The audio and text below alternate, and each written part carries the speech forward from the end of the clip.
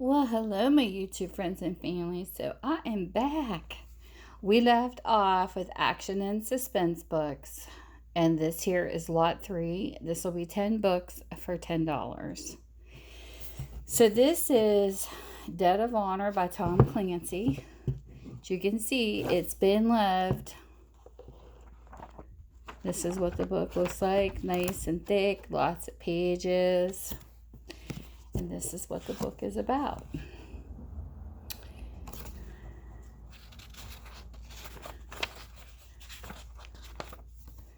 Number 1 best-selling Tom Clancy takes a bold, incisive look at our nation's leaders are calling the New World Order.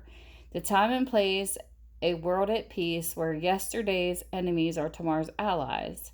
The players are Jack Ryan as the new U.S. President's National Security Advisor and his CIA colleagues John Clark and Domingo Chavez. The crisis is shocking chains of events in which the wages of peace are fully complex and devastating as those of war.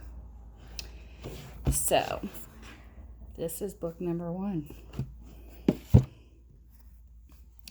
Book number 2, we have Without Remorse by Tom Clancy. This is what the book looks like. And the copyright on these, let's see. This one is 1993 copyright, but it has the date 1994 in it too. So I'm guessing 1994. The very first one we did, it is 1995. Even though it says 94, 95 is published in it, can't be published in it unless it was in that year. Okay, so Without Remorse is the epic bestseller Tom Clancy fans have been waiting for. Its heroes is a man very familiar to Clancy's readers. His code name is Mr. Clark. In his work for the CIA, he is brilliant, cold-blooded, and efficient. But who is he really? In a harrowing tour de force, Tom Clancy shows how an ordinary man named John Kelly crossed the lines of justice and morality to become the CIA legend, Mr. Clark. It is an unforgettable journey into the heart of darkness, without mercy, without guilt, without remorse. So there is book number 2.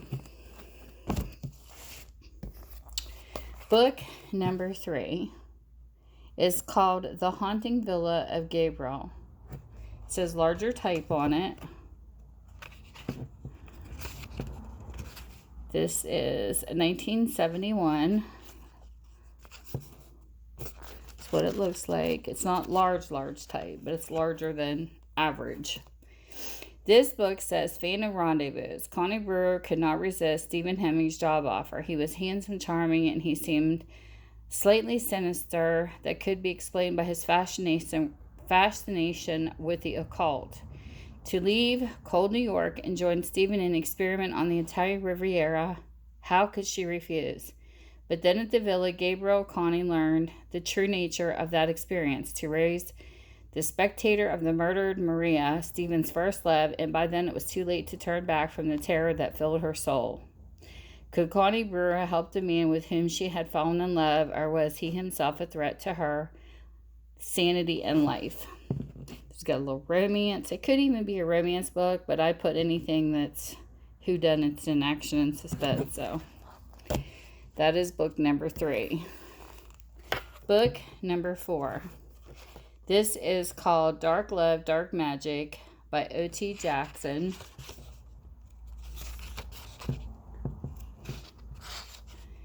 And this is a 1969. Got some nice age pages in this thing. Nice. Fight Against Fear. When Ellen Kimbrough inherited the estate of her uncle, a famed stage magician, it seemed that no one wanted her to claim the dark old house that brooded in the wild north country of California. From the moment she first learned of the inheritance, obstacles were placed in her path, even the man she loved. The man she tended to marry seemed determined to keep her away from the house, but Ellen was stubborn.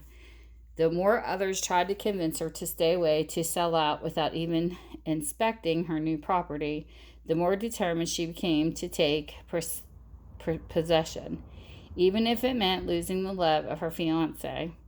The first night in the house almost made her change her mind, however, and the longer she stayed, the more dark forces seemed determined to do her harm, perhaps even kill her. So there is book number 4. Book number 5 is called The Judge by Steve Martini.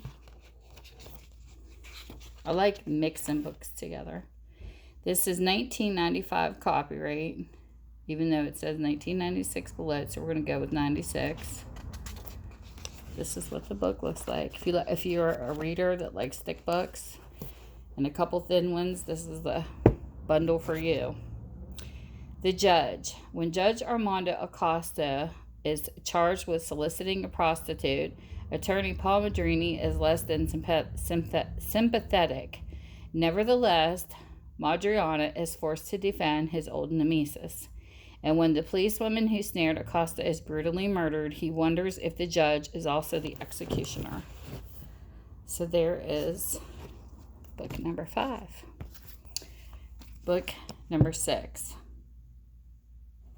This is called Hellhole Awakening by Brian Herbert and Kevin Anderson. This is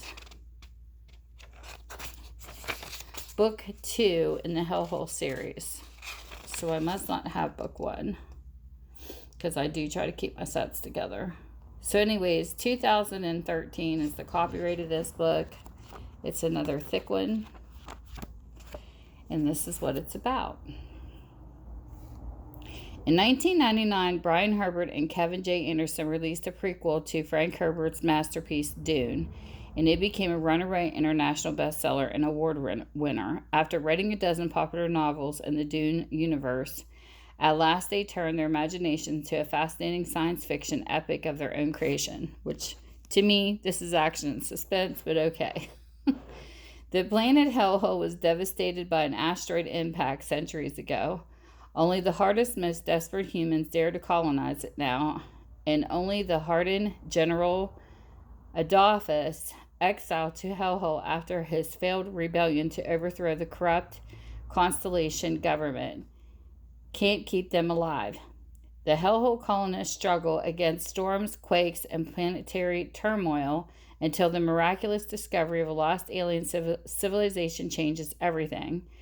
Now, General Adolphus has launched a second rebellion against the Constellation and its ruthless leader, Diadem Machella. Under the rebel banner, the frontier worlds have declared their independence, but the Diadem will not let them go without a fight. She dispatches a massive military force to destroy Hellhole, commanded by the general's greatest nemesis. I can't talk today. From the original rebellion. Hellhole, however, has an alien force that no one in the Constellation can anticipate. This book was regularly $8.99. So there is book number 6. And you're going to get them all for $10 if you're interested. And I want to say that you can contact me through Minda's Bookstore and more on Facebook, my used bookstore, or you can send me an email at Tammy's Makeup Trace if you're interested, but I post all of my sales on Etsy. And then what I do is I send a person a link via email to let them know their orders in my Etsy store, and then you go check out, just like you do Amazon. You check out with a few steps and you're done. So this is called The Sixth Station. This is book 7. And this is by Linda Stasi. I think that's how you say her last name. And it is a 2013 copyright. That's what the book looks like. And I tried to give these books a variety in each bundle. I unpack them from boxes, and then however they come out is how they go in order.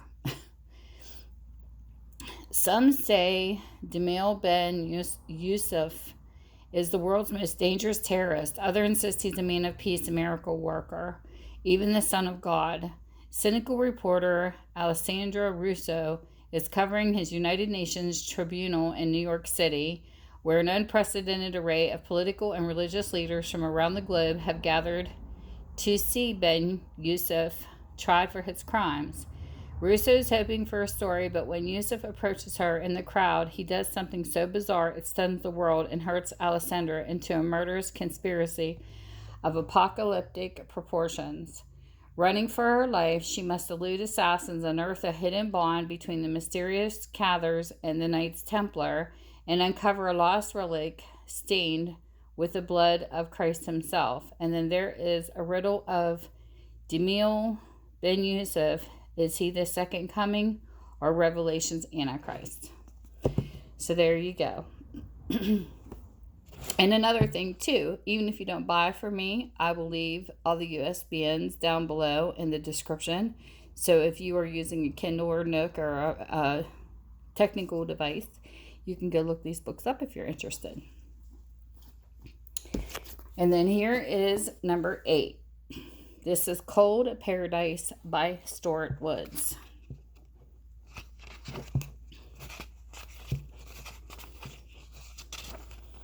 This is copyrighted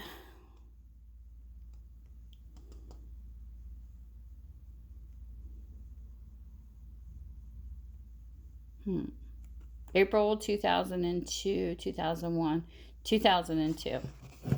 So there you go. That's what the book looks like. And this is what it's about. Palm Beach is the most glamorous scene of the crime yet for cop-turned-investigator Stone Barrington, who becomes reacquainted with the case he thought was buried years ago and must settle romantic entanglements that will haunt him still. Fair-weathered friend. Luxuriating in Palm Beach's winter warmth, Stone is stunned to recognize someone he thought was dead. Former client Allison Manick is alive and well and suddenly very rich. Now she needs Stone's help in squaring a charge of insurance fraud that's been hanging over her head for years, and in getting rid of a recently acquired stalker. Suspects abound, including an elusive writer, an enigmatic businessman, and Allison's devious former husband. Only Stone can thwart the sly and greedy plan to steal millions of dollars at stake and clarify the killer behind it. So there is book number 8. Book number 9, one of my favorite people, The Lost Years by Mary Higgins Clark. I love her books.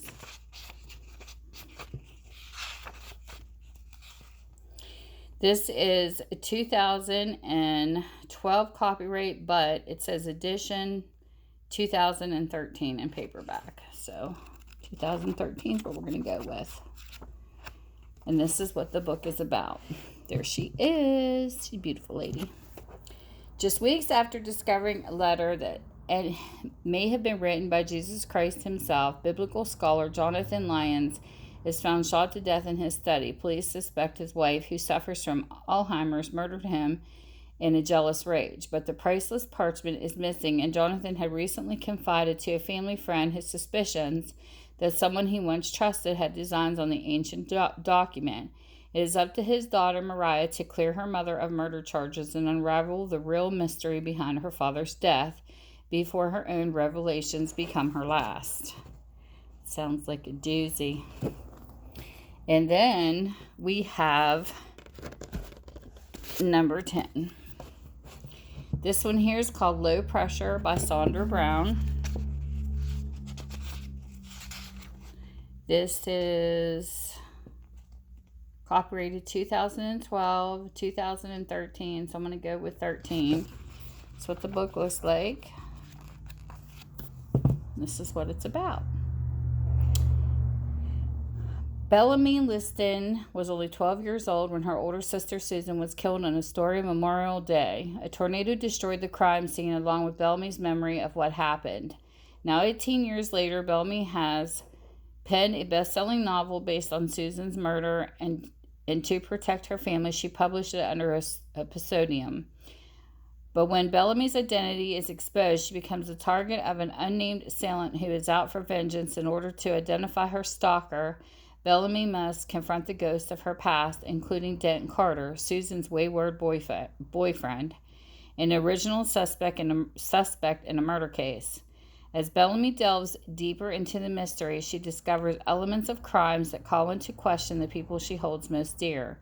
Though haunted by partial memories and conflicted over her feelings for Dent, she won't stop until she reveals Susan's killer. That is, unless her killer strikes her first. Sounds intense. And you can look these up by the names and the authors too. So with that, you all take care, my YouTube fellas and gals. And I hope you have a great day. Bye.